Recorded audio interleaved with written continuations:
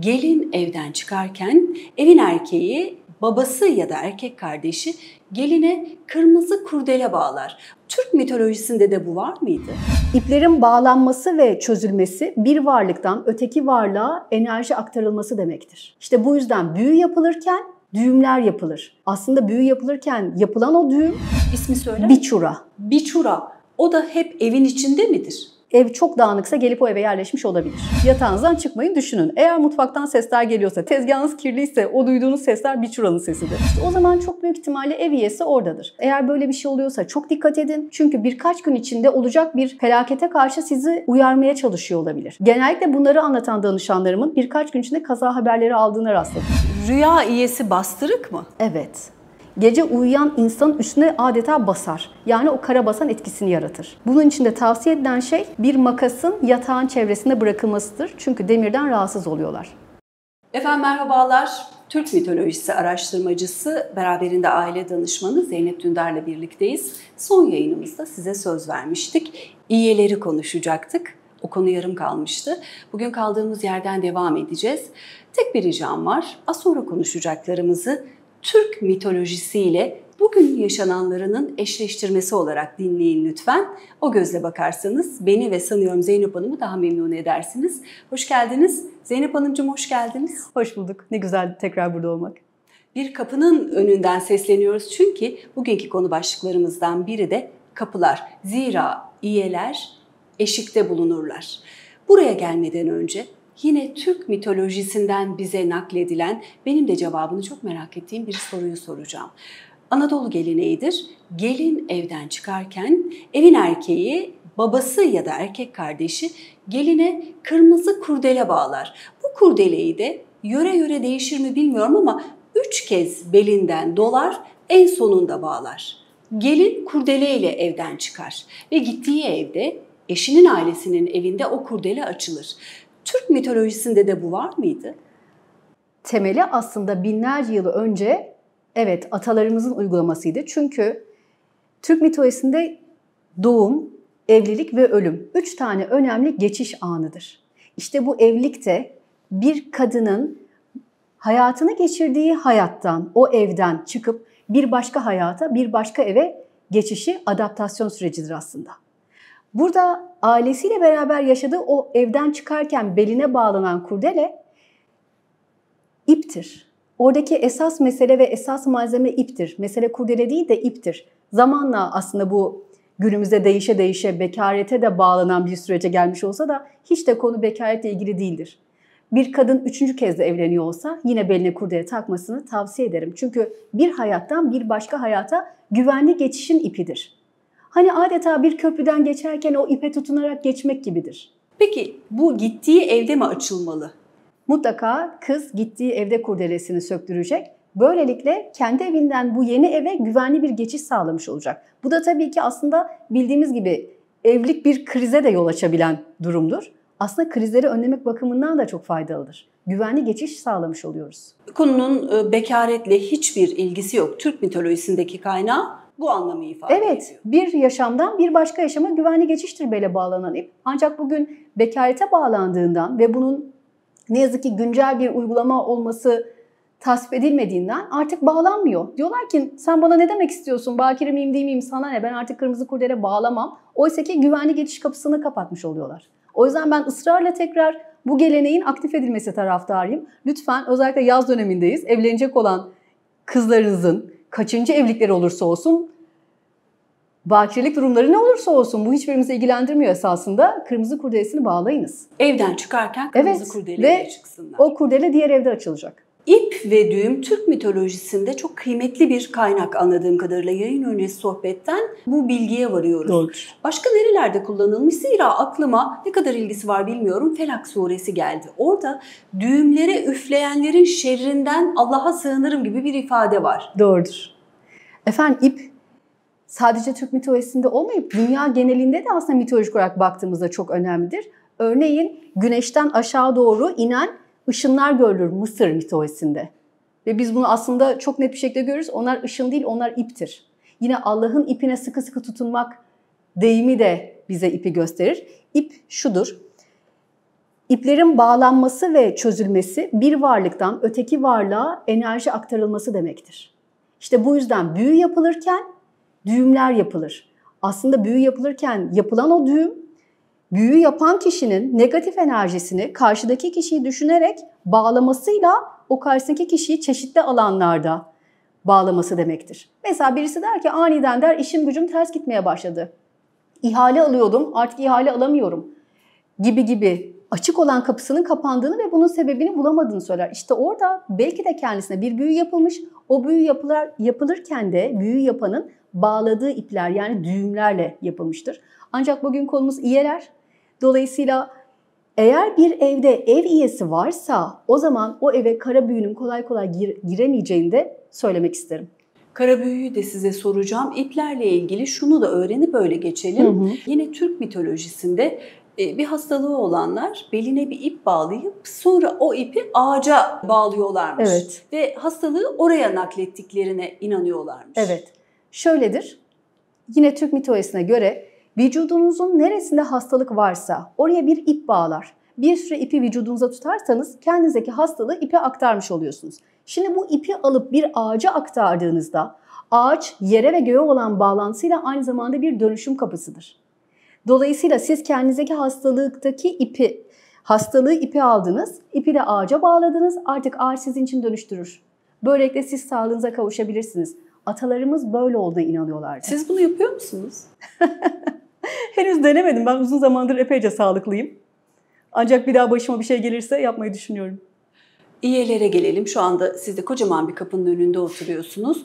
Eşikle ilgili çok deyim var. Eşikte durma, eşikten atlama. Eşik başkalarının, işte anladınız siz. Sizin için kapı ve eşik ne anlama geliyor? Hatta yine evlilikten bakarsak neydi efendim? Damatlar gelini kucaklarına alır da eşikten de öyle geçirirlerdi. Evet. Yani eşiğe bastırmazlardı. Batı'da da yapılıyor bu. Evet. Kapı eşikleri ev iyelerinin ev sahibi yokken evi korumak için içinde bulundukları yerdir. Yani şu kapının içerisi, tam da bu kapı açıldığı zaman olan yer, iyenin durduğu yerdir. Bir evde iyi olacak ki ev bereketli olsun, kara büyü, hastalık gibi kötülükler gelmesin. İye burada duruyor. O yüzden onun üstüne basmamak, ona saygısızlık etmemek için kapının eşiğine basmıyoruz. Yine kapı eşiğinde durup sohbet etmek, kapının önünde birbirinden bir şey alıp vermek çok tavsiye edilmez atalarımıza göre. Atalarımız isterler ki kapıdan içeri girerken boş bile olsa ev selam ver, iyeye bir merhaba demiş ol ve ondan sonra içeri gir ve o kapının eşiği iyenin yeri olduğundan orada herhangi bir saygısız hareket yapma. Orayı fazla meşgul etme. O yüzden üstüne basmıyoruz. Eşiğin üstüne basmıyoruz. İlk kez dinleyenler için şöyle kısacık hatırlatma yapalım. İye diyoruz, iye nedir diye canlandıramıyor olabilirler. Türkçe'de iyelik eki var, sahiplik eki. Evet. Bununla bağlantılı mı? İye dediğinizde işte ilk akla gelen 3 harflileri mi canlandırmalıyız? Nasıl tasavvur edelim kafamızda? Hepsi doğrudur. Ben az sonra yörelere göre iyelerin nasıl göründüğünden de bahsedeceğim. İyeler evet 3 harfli. Zaten iyelik eki evet 3 harfli. Bugün Arap kültürünün etkisiyle onlara diğer 3 harflerinde ismi söylenebiliyor ve kavramlar birbirine karıştırılabiliyor. Ancak bizim iyelerimiz her şeyin sahibi olan, her şeyin derken evin iyesi başka, evdeki ateşin iyesi başka. Eğer sizin dışarıda bir otlak alanınız varsa o otlağın sahibi başka, dağın sahibi, ormanın sahibi. Mesela orman iyesinin Korkut Ata'nın annesi olduğu düşünülür. Dede Korkut'un annesinin bir orman iyesi olduğu bazı rivayetlerde bize aktarılır. Tabii ki mitolojik olarak. Dolayısıyla her yerin bir iyesi vardır. Ben bugün bu programda sizinle özellikle ev iyesi üzerinden konuşuyorum. Belki bir başka programda başka bir iye konuşuruz. Çok fazla iye var. Türk iye. İsimlerini biliyor muyuz? Biliyoruz. Mesela mutfak iyesi. Ateş iyesi o, odana. Odana. Evet. Mesela mutfağın bereketi, yemeğin bereketi ondan mı sorulur? Evet, odanadan sorulur. Bazen odananın oğlu olan Ateş Prensi de burada bulunabilir. Mutlaka evlerde ocakların ben elektrikli değil de ateşli olmasını tavsiye ediyorum. Evdeki bereketin daima olması açısından. Yani o ateş enerjisini, odananın varlığını orada tutabilmek açısından. Eğer evimizde gerçekten ateş çıkartan ocağımız yoksa o zaman mutfakta mum yakmanızı tavsiye ederim. Allah Allah. Böylelikle mutfakta siz o ateş enerjisini aktif etmiş. Yani orada o danayı da barındırmış olursunuz. Ne yazık ki bugünlerde günümüzde birçok evde, yeni yapılan evlerde özellikle elektrikli ocak sistemi var. Böylelikle evlerin ateşi yok. Evlerin bereketi azalıyor. O dana yok mu? Ev üyesi yok mu? Türk mitolojisine göre. Ev üyesi başka, o dana başka, o dana yok. O dana olduğunda şöyle oluyor. O evde hareket oluyor. Enerji ve bereket oluyor. Bazı evler şöyle oluyor. Hocam bizim evde hiç yemek pişmez. Peki sizin evde mesela hafta sonları ne yapılır? Vallahi kocam da şuradan şuraya kendini kaldırmaz. Cumartesi sabah koltuğa atar. Pazar akşamı oradan yatağa, pazartesi işe gider. Hafta sonları evde yatıyor kocam diyorsanız sizin evde yemek pişiyor mu pişmiyor mu? Pişiyorsa da elektrikli ocakta mı pişiyor, normal ocakta mı pişiyor? Buna bakınız. Modern evlerin neredeyse hepsinde elektrikli ocak var. Evet ve modern evlerin birçoğunda söylediğim tarzda bir yaşam tarzı da olduğunu görebiliyoruz. Elbette farklı yaşamlar da vardır ancak bunlar da birbiriyle ilişkili kavramlar. Peki anlamaya çalışıyorum. Zor bir konu anlatıyorsunuz. Şimdi biz cinleri biliyoruz. Kastettiğiniz şey öyle bir şey değil anladığım kadarıyla. Farkını söylemek isterim. Arap terminolojisindeki cin yönlendirilebilir, kötü niyetli, adeta insanın kölesi gibi oradan oraya gönderilebilen, kötülük peşinde kavramlar. Bazen cinlerin insanları korkuttuğu ifade edilebilir. Cin dediğiniz şey budur ve 3 harflidir. Adı da anılmaz. Sebebi de duyar ve gelir diye. Bizim iyelerimizin adının anılmasında bu manada iye demekte bir sakınca yoktur.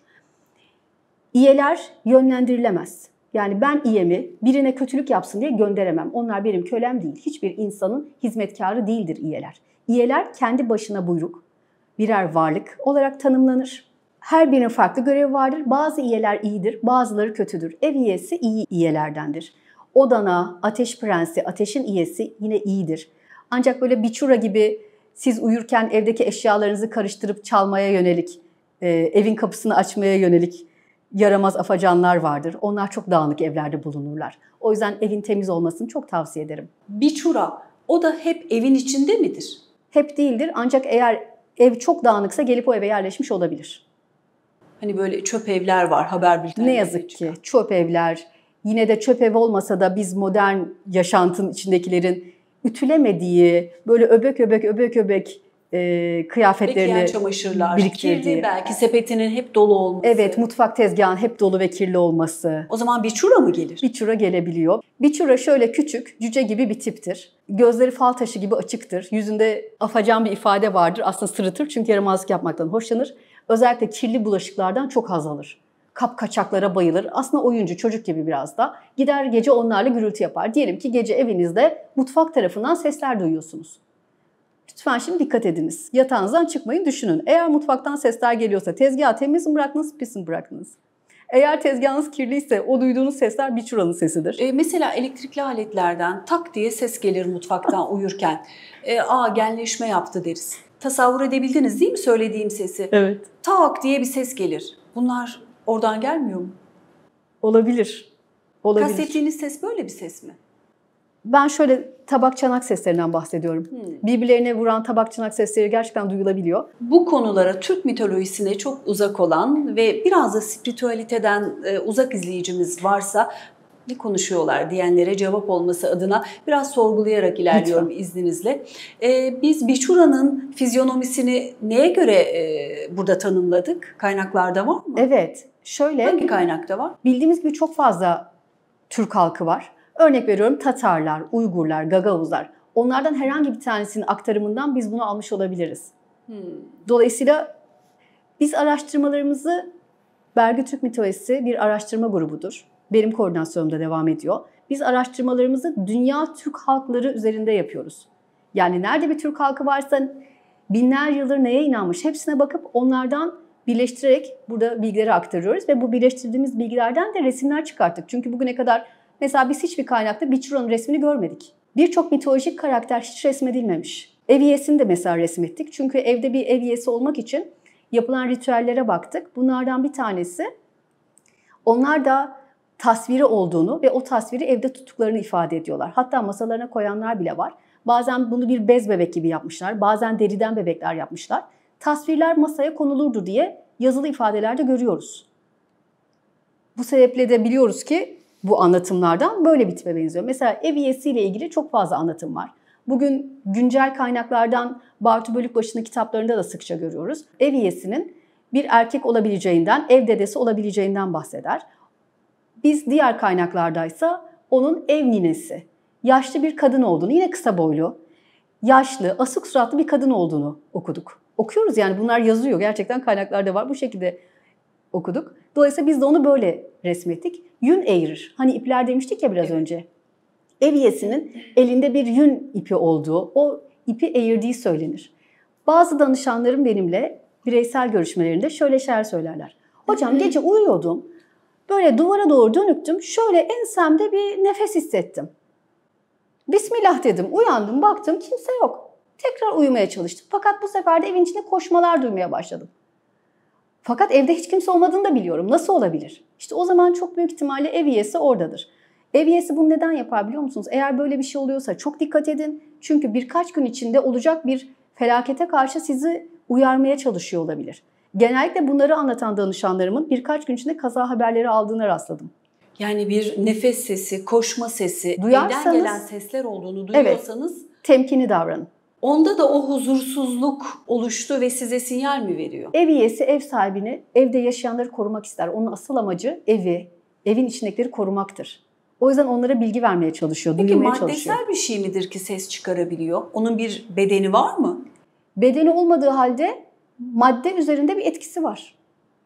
Asla bedeni değil, fakat tarif ediliyor. Asla bedeni değil dememize rağmen atalarımız görmüş gibi tarif ediyorlar. Buna bakarsanız mitolojideki her şeyin tarifi var. Mesela biz göğün üstündeki Uçmak Sarayı'ndan bahsediyoruz. Uçmak Sarayı tasvirli. Yani inşaatı varmış gibi biz onun tasvirine sahibiz. Orada yaşayan Ülgen'den, orada yaşayan Umayana'dan, hepsinin fiziksel görüntülerinden haberdarız. Yani mitoloji bize aktarılırken tasvirlerle birlikte aktarılıyor. Uçmak Sarayı ölüm sonrası deneyim herhalde, değil mi? Ölüm sonrası hayat. Evet, hatta Valhalla diye Vikinglerin savaşçılarını layık gördükleri yer Uçmak Sarayı'dır Türkler için. Peki maddeye hükmedebiliyorlarsa bu bahsettiğimiz, üzerine konuştuğumuz üyelerle evde çarpışabilir miyiz? Kinayesiz soruyorum bu soruyu. Hiç çarpışma olduğuna dair bir şey duymadım. Fakat bu eşik meselesinde işte bunun üstünde duruyoruz. Üzerine basmayın. Eşikte üzerine basmayın. Ama başka evin hiçbir yerinde hiçbir çarpışma anısı okumadık. Bir temas? Hiç okumadık. Yok. Evet, ama nefesin hissedildiğini bayağı kaynaklarda görebiliyoruz. Mesela şu arkanızdaki kapıda bir eşik var ve bir yükseklik de var. Eşik olduğunu gösteren. Evet. Bu kapı açılıp diğer tarafına geçiyor olsaydık oraya basmayıp üzerinden atlamamız gerekiyordu. Ama modern evlerde artık böyle bir eşik, böyle bir yükseklik yok. Nasıl tespit edeceğiz o eşiği? Aslında kapının açıldığı yer artık o eşiğin bulunduğu yer. Yani o çerçeve yeterlidir. Evet. Bu arada bu aktarımı mesela kaynak vermek gerekirse Güney Sibirya Türklerinin tam bu şekilde inandığını ve bunu Burnakov'un bize aktardığını söyleyebilirim. Merak edenler böyle ufak tefek arada vereceğim kaynaklardan dahasına da ulaşabilirler. Bu bilgiler gerçekten çok fazla. Biz araştırma grubu olarak yaklaşık 2 senedir üzerinde çalışıyoruz ve dediğiniz gibi çok zor konular. Biz adeta alfabe öğrenir gibi öğrendik ki hala öğrendiklerimiz denizde bir zerredir. Cesaretinizi gerçekten tebrik ediyorum. İlk kez sizden duyacaklar. Evet, mitoloji bunu anlatmış ama cesurca çıkıp YouTube'da anlatan neredeyse ilk ve tek kişisiniz. Dolayısıyla bir yerinden tutup anlamaya çalışanlar başaramayacaklardır ve sizin üzerinize gelebilirler. Buyursunlar. Bu konuştuklarımız Türk mitolojisi ama orada da kalmamış, işte günümüze de sirayet ediyor. Evet. Mesela ocak, Odana'dan bahsettiniz. Anadolu'da ocak çok önemlidir. Depremde bile Ebru Baybara gitti, Anadolu'nun ortasına bir ocak yaktı. Çok uzak şeyler değil mi? Çok yakın.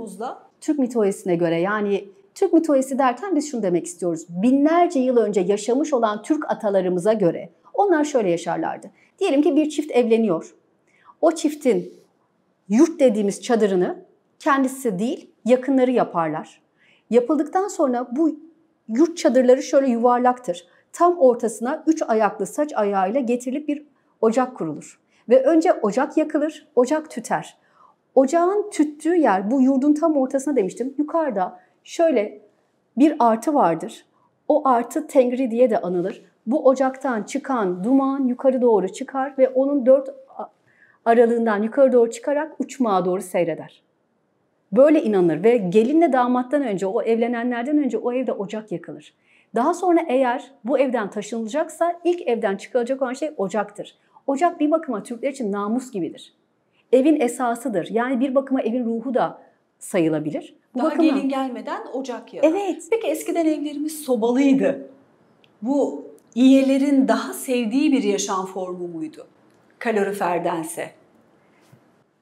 Daha fazla odana orada vardı diyebiliriz. Odanın orada olması ailenin daha içten, daha samimi, daha sıcak sohbetlere neden olması olabilir. Çünkü yine tarih olarak bakarsak bu dünyada bir zamanlar ateş yoktu. Ateş sonradan anlaşıldı. Mitolojik tarafta bizim Türk mitolojimize baktığımızda ateş Ülgen tarafından dünyaya, insanlara hediye edilmiştir. Yunan mitolojisinden baksak Yunan Zeus'u ateşe getiren Prometheus'u cezalandırmış ve ciğerinin her gün tekrar yenmesine sebep olmuştur. Mitolojilerimiz arasında böyle farklılıklar da vardır. Bizim mitolojimiz tabii ki ahlak temelli. Bunu da çok özellikle söylemek isterim. Çünkü bizde ne öyle aile arası ilişkiler vardır, ne bu kadar büyük cezalandırıcılıklar vardır. Aynı zamanda çok hoşgörülü ve koruyucu bir mitolojiye sahibiz. Bu da demektir ki atalarımız böyle insanlardı. Buna inanmışlar. Neye inandılarsa, ne yaşadılarsa onu anlatmışlar. Bu yüzden mitolojiyi biliyor olmak binlerce yıl önce bizim çok büyük dedelerimizin kim olduğunu bilmek demektir. Çünkü Amerika'da yapılan araştırmalar insan soyunun 7 soyluk gen haritasına değil 80 soyluk gen haritasına sahip olduğunu ifade eder. 7C değil. 7 değil 80. 80C. 80 olunca da matematiksel olarak yaklaşık 2500 kişilik ata geni var vücudumuzda. O kadar geriye gidiyor. O yüzden ataları bilmek önemli ki onların aslında o erdemli tavırlarından biz bugüne ne taşıyabiliriz? Nitekim birçok şey de taşıyoruz. Az önce bağlardan, iplerden bahsettik. Son belki 15-20 yılın alternatif bir dini gibi görülen spiritüalizm akımı kendi içinde bağ kesmeleri çok sık kullanan bir akımdır. Ben de kullanırım elbette inancın dışında tutarak. Nasıl yaparız? Mesela eğer boşandıysanız eski eşinizle bağları kesiniz. Boşandıysanız eski soyadınızla bağları kesiniz. Bu bağ kesme bir uygulama yapmamı ister misiniz? Olur. Herkes faydalansın diye çok genel bir konudan bahsedeyim. Küstüğünüz birisini hayal ediniz. Aranızdaki negatif bağları keselim mesela. Efendim şu an bunu seyredenler gözünüzü kapatınız. Karşınızda küstüğünüz birini hayal ediniz. Tüm vücuduyla sanki gerçekmiş gibi siz ayakta duruyorsunuz. Karşınızda da o kişi ayakta duruyor. İkinizin bedenleri arasında enerjetik bir ip bağı olduğunu hayal edin. Bu bağa renk verebilirsiniz. Cisme çevirdiğinizde bazen bu bağ bana hocam metalden bu diyenler var. Çok güçlü bağlar hissedenler var. Tamamen sizin hayal gücünüzle alakalı nasıl bir bağ var? Ve bir bakın bakalım bu bağ sizin vücudunuzla onun vücudu arasında hangi organlar, hangi bölgeler arasında? Biliyor musunuz? Çoğu zaman boğazdan gelir, kalpten gelir, bel bölgesinden gelir. Ve ne yazık ki bu küslük bağları insanların fiziksel bedenlerine de sirayet eder. Nasıl hisseder kişi bağın kaynağının nereden geldiğini? Görüyor gözüyle. Gerçekten şu anda konsantre olup gözünüzü kapatıp bunu hayal ederseniz görebilirsiniz. Diyelim ki boğazınızda. Bağ nereye geliyor? Sizin vücudunuzdan bağ nereden çıkıyor? Karşı tarafı neresine bağlanıyor? Bu bağı tespit ettikten sonra elinize en güçlü ne alabiliyorsanız onu alıp bu bağı kesiniz. Makas, balta neyse çünkü dediğim gibi bağ malzemesi o kadar farklı olabiliyor ki. Kestikten sonra hiçbir şey konuşmanıza gerek yok. İleride çok uzakta bir kapı hayal ediniz. Karşınıza küstüğünüz kişi çıkartın, kapıyı da kapatın. Şu anda siz ne affettiniz ne barıştınız. Sadece o küslüğün sizin bedeninizde yarattığı enerjik etkiden kurtuldunuz. Yani o bağ kesilmezse bağın ucunun geldiği organda bir rahatsızlık oluşturabilir mi? Tabii oluyor. Mesela boğazda diyelim ki nodül var. Sürekli yapıyorsunuz, ses kısıklığı yaşıyorsunuz. Siz birine küsmüş ancak o küslükle birlikte oluşan İçinizde biriken sözleri hiçbir zaman dışarıya söyleyememiş olabilirsiniz. Onlar burada köpürmüştür. Bu köpürmenin tezahürü de burada nodüller oluşmuş olabilir örneğin. Bunun gibi çeşit rahatsızlıklar olabilir. Kalpte rahatsızlıklar olabilir. Neredeyse, nereden çıktıysa olabilir. Buradaki olabilir de çok önemli. Çünkü bugün doktora gittiğimizde doktor stresten hasta olmuşsun diyebiliyor. Duygular insanı böyle hasta eder. Dolayısıyla bu olasılıklar da mümkündür. Ev üyeleriyle ilgili çok soru gelmişti. Tekrar ben konuyu oraya getirmek isterim. Banyo. Büyüklerimizden de çok duymuşuzdur. Anneanneler, babaanneler banyoya girerken işte sağ ayakla gir. Hatta banyoda eskiler böyle edep yerlerini kapatan şeylerle banyo yaparlarmış. Sizin bu bizim bildiğimiz Anadolu kültürüne mitolojik olarak ekleyeceğiniz neler var? Banyoda da var mı iyeler? İyeler evin her yerinde geziyorlar. Banyo iyesinin adı ne? Banyo iyesi diye ayrı bir iye yok. Fakat banyodan bahsettiğimiz için hemen konuyu suya getireceğim. Su iyesi var. Yani banyodan akan suyun iyesi var. Aslında evden akan suyun iyesi var. Şu bana hediye ettiğiniz çantadaki Pınar su iyesi. perisi. Evet. Onun su iyesinin birkaç tane isim var. Pınar iyesi diye geçiyor, çeşme iyesi diye geçiyor, su iyesi diye geçiyor. Suyun, pınarın, çeşmenin iyesinin görevleri var. Bir tanesi şu, suyun temiz olmasını ister. Suyun boşa harcanmasını istemez. En kızdığı şeyler suyu kirletenler, onları cezalandırdığı anlatılır. İkincisi de suyun boşa harcanmasıdır. O yüzden eğer banyo yapıyorsanız lütfen suyunuzun ılıklığını dikkatli bir şekilde ayarlayınız. Öyle boşu boşuna suyu kullanmayınız. Ne yapar kızarsa? Ceza veriyor. Su kesilir. Banyonuzda fayanslar mesela yerinden düşüyor. Diyor ki banyo yapıyordum diyor, fayans yerinden düştü diyor. Ben de diyorum ki suyu kaç dakika önce açtınız? Nasıl yani? Suyu ne kadar boşa harcıyorsunuz? Ya da su boruları mesela hasar görüyor. Neden? Çünkü içindeki su iyesi sizi uyarmış olabilir. Ne yapıyorsunuz acaba? Ne kadar temiz tutuyorsunuz? Banyo temizliği ne kadar temiz tutuyorsunuz? Ne yapıyorsunuz banyoda? Bu detaylar garibinize gidecek. Yorumlarda da şimdiden görüyor gibiyim ama sormam gerekiyor. Eskiden hamam kültürü vardı, curun vardı ve oturarak banyo yapılırdı. Şimdi çoğunlukla duş alınıyor ve ayaktasınız. Bu farklılık sizin için açıklamaya mazhar bir farklılık mı? Bir şey değiştirir mi? Efendim geçen gün hamama gittim ben. Ve hamamda şunu fark ettim. Göbek taşı dediğimiz taşın üzerinde başınızı kaldırıp bakarsanız tam da az önce yurt çadırlarının içinde olduğunu anlattığım şekilde camdan boşluklar olduğunu görürsünüz. İşte orası da aslında göbek taşı tam olarak yukarı uçmağa giden tam orta noktaya kurulmuştur. Yani insan göbek taşında yıkanırken bir bakıma enerjisini uçmakla rezone etmiş olur. Bu bakımdan hamam kültüründe kaybolmaması, yorum olarak söylüyorum, bence çok önemlidir. Çünkü orada uçmakla olan o rezonasyonu geçen gün gittiğimde gözümde bayağı canlandırabildim. Az önce kıl çadırı anlatırken gelin gelmeden önce ocağın yanması bir detay dediniz. Haç işareti. Evet. Daha doğrusu siz artı dediniz ama benim aklıma hac işaretini getirdiniz. Türk mitolojisinde hac var mıydı?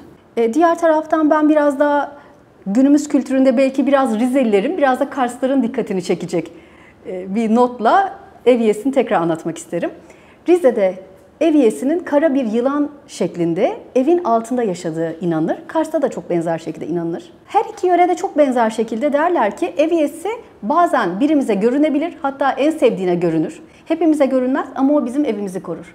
Dolayısıyla belki yorumlarda da sevgili Rizeli ve Karslı takipçilerimiz bize yazabilirler. Siz kara bir yılan gördüğünüzde ne sanıyorsunuz? Hala o atalardan gelen bilgi acaba o yörede yaşıyor mu? Ben de çok merak ediyorum. Çünkü yine bize olan aktarımlarda bunların böyle olduğunu şöyle bir kaynakla yine vereyim. Araştırmacılardan Dr. Maria Talinova Eren'in folklor kaynaklarına göre Eski Türk ve Slav İnanç Sistemi kitabında çok net bir şekilde Rize ve Kars'taki bu bilgi aktarılıyor. Bu bakımdan ben de çok merak ediyorum. Acaba hala bu yöredeki insanlar buna inanıyorlar mı? Az önce kara büyüden bahsettik ama açmadık. Kara büyü dendiğinde aklımıza ne gelmeli? Hani normal büyüden farkı nedir kara büyünün? Aslında kara büyü Anadolu halk inanışlarında adı sıkça geçen, eve çökmüş, evdeki herkesi etkileyen bir büyü tarzı. Şimdi normalde bir büyü olduğu zaman bir kişi birine ithafen yapıyor. Fakat kara büyü olduğu zaman evin bütününe çökmesi ve evdeki herkesi etkilemesi mümkün olabilir. Yine şimdi kara büyü nasıl bozulur diye ipuçları da vereceğim. Bu konudaki kaynağımız da Kara İye kitabı. Doktor Ali Osman Abdurrezzak'ın kitabından aktarım yapacağım. Şöyle anlatır Ali Osman Bey. Der ki efendiler, Altay Türklerindeki inanışa göre Turgak adlı bir Kara İye vardır. Kara İye tarafından eğer büyü yapılırsa bu şöyle çözülür.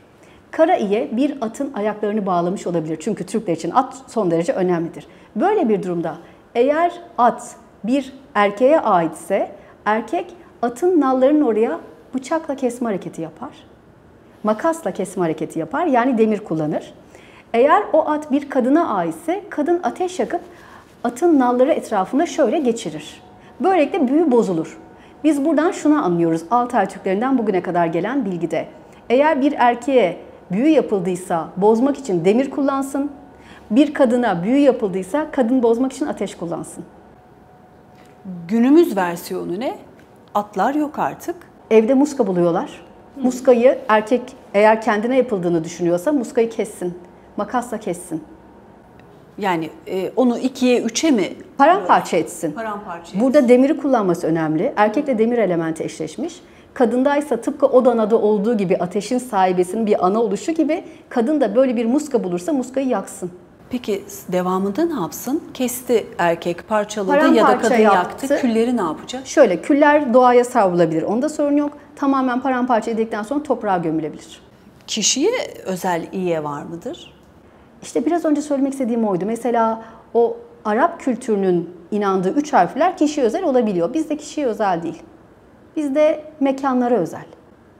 Ve kişinin hizmetkarı da değil. Burası çok önemli. Altını mutlaka çizmek isterim. Onu komut ya da belli ritüellerle ona görev tayin edemiyoruz. Edemiyoruz ancak ev üyesinin koruyucu bir varlık olduğunu bir kez daha söylemek istiyorum. Ve eğer bir evden bir başka eve taşınacaksanız iyinizi yanınıza almanız için şimdi çok büyük bir ipucu vereceğim size. Ki bugün biz de öyleyiz. Evet. Yeni stüdyomuzdan sesleniyoruz. Efendim, Biz de yapalım bunu. tavsiyem şudur. Eski taşındığınız mekanda son gece eski bir terliğinizi bırakınız. Her şeyinizi alın gidin. Eski bir terliği eski evinizde bırakınız. Ertesi gün, yani yeni evinize kaldınız. Ertesi gün geliniz, kapıyı açınız, selam veriniz ve deyiniz ki ev üyesi terliklerini giy, yeni eve gidiyoruz. Ve sonra bu eski terlikleri alınız, yeni evinize götürünüz. Artık ev üyesi sizinle beraber gelmiştir. Yazlık, kışlık evlere giderken de aynısını yapabilirsiniz. Gideceğimiz evde ev üyesi yok mu? Neden biz giderken götürüyoruz? Ev üyesi o evdeki halkla beraber yaşıyor. Yani evin sahipleriyle beraber yaşıyor. Bazen şöyle olabiliyor. Tabii hiç kimse de bunu bilmediği için. Mesela geçen gün bir danışanım şunu anlattı. Hocam dedi, yeni bir eve taşındık. Yani dedi filmlerdeki gibi ben bu evin lanetli olduğundan şüphe ediyorum. Satmak istiyorum ama almak için çok çaba sarf etmiştik. Size bir danışmak istedim. Evde eski ev sahibinin üyesi kalmış. Ev dubleks bir ev. Geceleri sürekli merdivenden inip çıkan koşturup duran birileri duruyor ve bu her gece yaşanıyor. Sabahları bir şey yok. Geceleri sürekli yaşanan bir durum var. Diğer evinizde herhangi bir ses var mıydı? Yok. Demek ki kendileri kendi üyelerinin yanına getirmemişler. Zaten üye diye bir şey bilmiyorlar. Ev üyeleri gördüğümüz rüyaları etkiler mi? Onlar üzerinde etkileri var mıdır? Onun ismi bastırık. Rüya üyesi bastırık mı? Evet. Ancak bu bastırık bizim bugün karabasan dediğimiz, hatta isminin bastırık olması bile basmak fiiliyle de ilişkilendirilir. Türk mitolojisinde 2 karakter basmak fiiliyle ilgilidir. Bir tanesi albastı, Loğusa kadınları rahatsız eden karakter. Bir diğeri ise bastırık. Bastırık efendim, gece uyuyan insanın üstüne adeta basar. Yani o karabasan etkisini yaratır. Bunun için de tavsiye edilen şey bir makasın yatağın çevresinde bırakılmasıdır. Çünkü demirden rahatsız oluyorlar. Ben bunu çocukluğumdan hatırlıyorum. Başucuna işte bıçak, Toplu iğne. Loğusa kadınların da başucuna koyarlar. Evet. Doğru o değil da mi? albastı için. Evet. Amaç burada kesici alet değil, metal olması. Demir. Demirden korkuyorlar. Yakalarına mesela bazı Loğus hanımlar gündüz de bu rahatsız hissediyorlar. Yakalarına bir toplu iğne iliştirebilirler. Lanetli ev dediniz az önce. Sahiden de bazı evler, bazı dükkanlar var ki iflah olmaz. Bizim terminolojimizde lanet kelimesi çok kullanılmaz, sevilmez ama uğur ve uğursuzluk üzerinden tanımlarız durumu. Bu konunun üyelerle ilgisi var mıdır? Eğer böyle bir durum varsa yapılacak ritüel ya da uygulama ne olabilir? İyesiz olabilir orası. İyesiz olduğu için bizim literatürümüzde, yani atalardan gelen literatürde kut ifadesi vardır. Bugün biz bunu doğum günün kutlu olsun ifadesinde kullanırız. Yıl dönümün, evlilik yıl dönümün kutlu olsun kut. Aslında o günkü terminolojiyle Tanrı'nın lütfettiği yaşam gücüdür. Başarıdır. Hatta hükümdarlığı veren Tanrı'nın kutudur. Bu yüzden hükümdarlar Tanrı'yla bir, Tanrı'nın kulu ve elçisiyim diye ifade etmelerinin, onun gücüyüm, benim kılıcım onun kılıcı demelerinin sebebi Tanrı'dan aldıklarını sandıkları o güç, o kuttur aslında. Şimdi diyelim ki bir iş yeri var. Ancak o iş yerinde kut var mı? Yok. Neden? İyesi yok. İye olduğunda orada kutun da olduğunu varsayabiliriz. Sizin şöyle bir ifadeniz de var benim çok hoşuma giden. İyi ki varım. Evet. Her sabah uyandığımda bunu söylüyorum. Hanımlar söylesinler diye de tavsiye ediyorum demiştiniz. Evet. Değil mi? Çok doğru. İyi ki varım. İyi ki varım. 3-6-9 varlık sırrı kapsamında bunu anlatıyorum. Çünkü fark ediyorum ki biz insanlar doğduğumuz zaman ölüme doğarız. Ancak günümüz insanı ölüme yaşıyor. Bunun manası şu: sabah uyanıyor, nefes aldığını bile hissetmeden, yüzünü şöyle güzelce sabunlu suyla yıkamadan başlıyor koşmaya. Yavaşça koşsa bile, yani eylemsiz kalsa bile aslında kendine değil, gece olsun gün bitsin diye yaşıyor insanlar. Hep bir görevleri var. Ancak o görevler içinde mesela diyorum ki gün içinde en yoğun ne düşünürsünüz? Düşünmek mi? Ne düşündüğümüzün bile aslında farkında değiliz. Ve bunu da gün içinde şöyle anlatıyoruz. Ben dün ne yediğimi bile hatırlamam. Neden hatırlamazsın? Halbuki eğer tadına varsaydın hatırlardın. Oysaki ölü gibi hissetmeden yaşıyoruz. Bu sebeple de hatırlamıyoruz. O yüzden iyi ki varsın dediğimizde, iyi ki varım dediğimizde varlık bilinci aklımıza geliyor. Hey, ben de varım. O zaman yediğimin, içtiğimin, her şeyin kıymeti var. Yavaş hissedeyim, hissederek, düşünerek yaşayayım.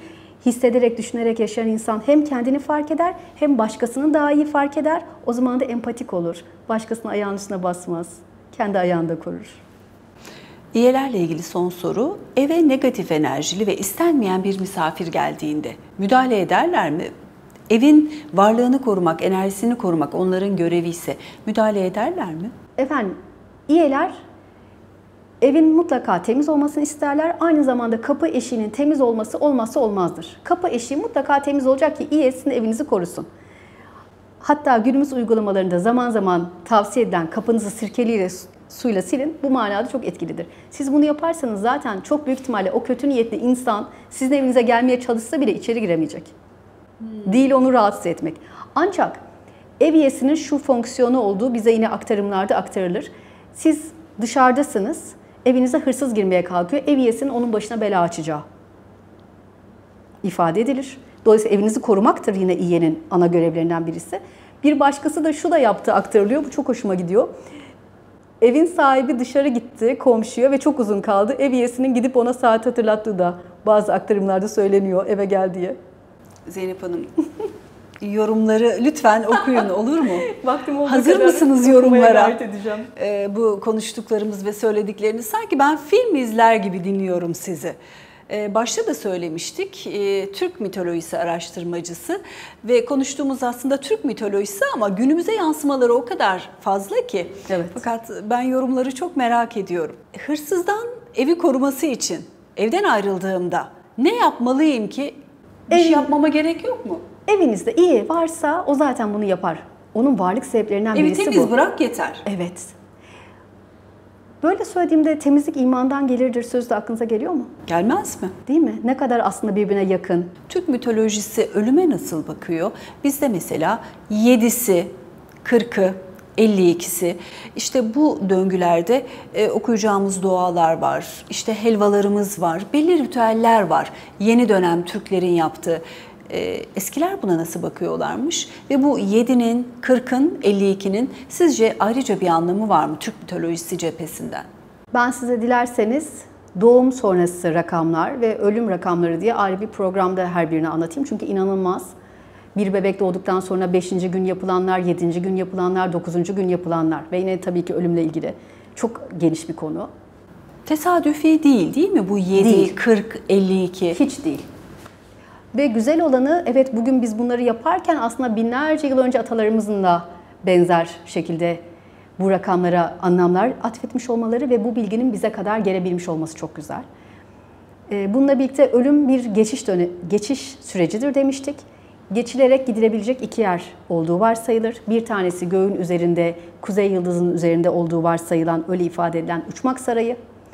Ülge'nin, Umayana'nın, Ayzıd'ın yaşadığı ifade edilen Maydere'nin, yani epey kalabalık bir saray. Mitolojik protokol orada, evet. Değil mi? O sarayın 17 katlı olduğu varsayılıyor. Bazen 9 da denilebiliyor ve kimin hangi katta yaşadığı her şey belli. Süt Gölü de orada 3. katta. Dünya çok geniş. Süt Gölü mü? Evet. Yani bizim cennet tasvirinde işte, değil mi? Şöyle efendim. Süt nehirinden bahsedilir. Bu Süt Gölü Türk mitolojisine göre Ayzıt adlı bir karakterin, bunun biz Umayana'nın bir başka versiyonu olduğunu, yani Umayana'nın çok fazla olan yetkisinin farklı karakterlerle anlatımlara uğradığını zannediyoruz. Ayzıt adlı bir karakter Süt Gölü'nde her gün sütünü karıştırır ve oradan bir kepçe süt aldığında bunu yayıya verir. Yayık denen karakter bir kuştur. Bu kuş hamile kadının rahmine gelip bu süt gölünden getirdiği bir lokmayı bırakarak oraya can verir. Yani bebeğin ruhunu süt gölünden yayık dediğimiz kuş getirip ananın rahmine bırakır. Bugün leylekler seni getirdi anlatımı da buradan gelir.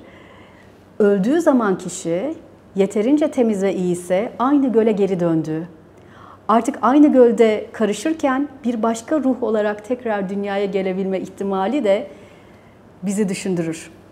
Şöyle bizi Orada düşündürür. bir reenkarnasyona atıf mı var? Efendim kaynaklar şöyle anlattılar. Biz okuduk ve üzerine biraz kişisel yorum yaptık. Ben önce kaynak bilgisi vereyim, sonra kişisel yorumunuzu ekleyeyim. Kaynaklar derler ki ölen ruh uygun formattaysa, yeterince temizse Süt Gölü'ne geri döner. Bundan sonrası bizim kişisel yorumumuz ve biz bunun üzerine düşünmeye başladık. Biraz önce orada anlamıştık ki bir kepçe sütten bir lokma can geliyordu. O zaman eğer bir insan öldüyse ve o Süt Gölü'ne geri dönmeye layıksa, o zaman sonsuz bir yaşamdan bahsediliyor. Sen tekrar aynı sen olarak değil, senin ruhundan bir parça, bir başka parçayla birleşerek bu dünyaya gelmiş olabilirsin. Bu yine kişisel yorumumda zaman zaman yaşadığım deneyimlere anlam katmama sebep oldu.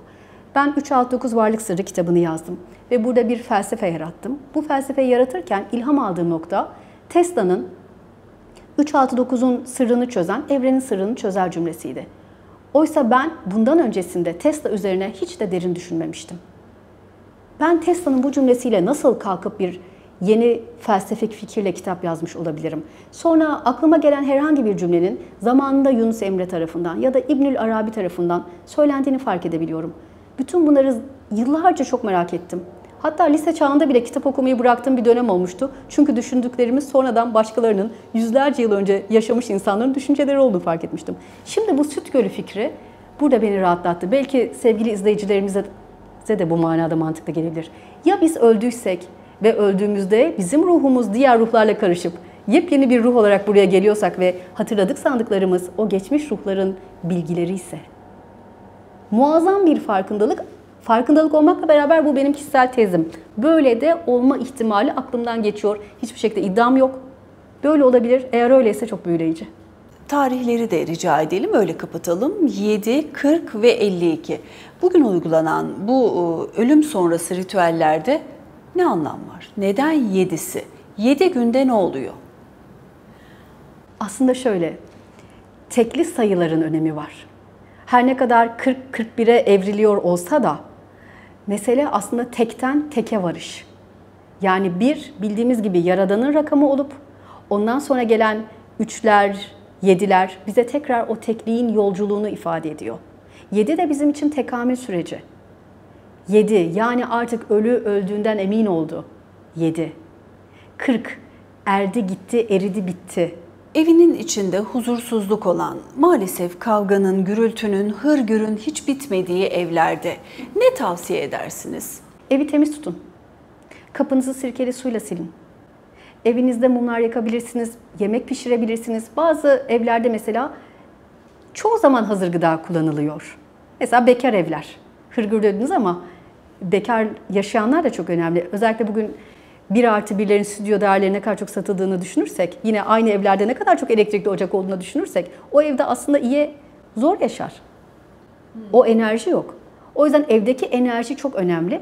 İyeler saygı bekliyorlar. Lütfen bu programı izleyenler bu işi dalgaya ve şakaya vurmadan, altına ne saçma demeden önce iyelerin saygısızlığı sevmediğini dikkate alsınlar. Yani siz bunun altına yorum yaparken bize değil, iyelere saygısızlık etmiş oluyorsunuz. İyeler kızarsa ne yaparlar?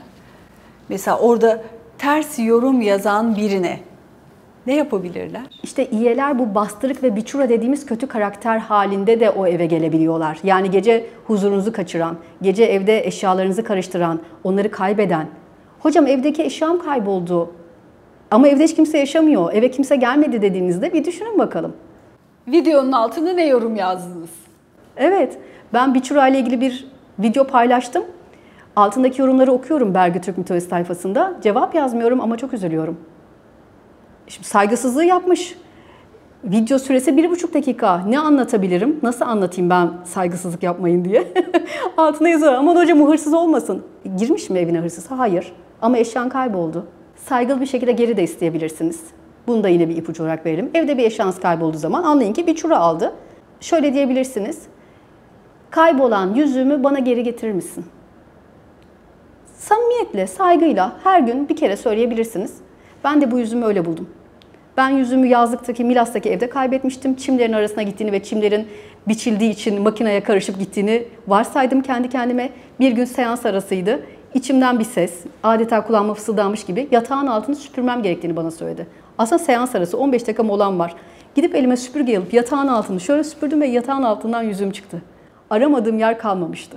Nasıl girer yatağın altına? Üstelik nasıl nokta atışlı bir şekilde gidip bulabilirim acaba? Acaba onlara saygı duyduğum için bana yerini fısıldamış olabilirler mi? O zaman saygılı günler diliyorum efendim herkese. Çok teşekkür ediyorum Ben Zeynep teşekkür Hanımcığım. Sizi görmek çok güzeldi. İlk yayını sizinle yaptık stüdyoda. Hayırlı uğurlu kutlu olsun inşallah. Çok teşekkür ederim. Efendim yorumlarınızı bekliyoruz ama kapanıştaki uyarıyı dikkate alın lütfen. Yorumları ona göre yapın.